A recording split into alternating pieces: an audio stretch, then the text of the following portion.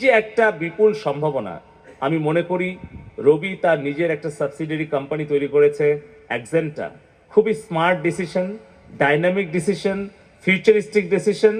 আমি মনে করি রবির এই পথ অন্যরাও দেখবে এবং তারাও রবিকে অনুসরণ করে নতুন নতুন ভেঞ্চার ওপেন করবে, যাতে করে আসলে স্মার্ট বাংলাদেশ বিনির্মাণে সহায়ক হবে।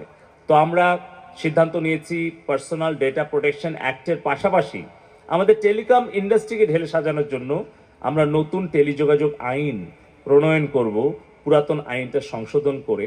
এবং আরও আপনারা খুশি হবেন, আমাদের নতুন ডাক আইনও আমরা করব, যাতে করে আমাদের এক্সিস্টিং ইনফ্রাস্ট্রাকচার যা আছে, যেগুলো সম্পদ আছে, এগুলো যাতে সর্বোচ্চ ব্যবহার করে আমরা আগামী 41-এর মধ্যে একটি স্মার্ট বাংলাদেশ গড়ে তুলতে পারি।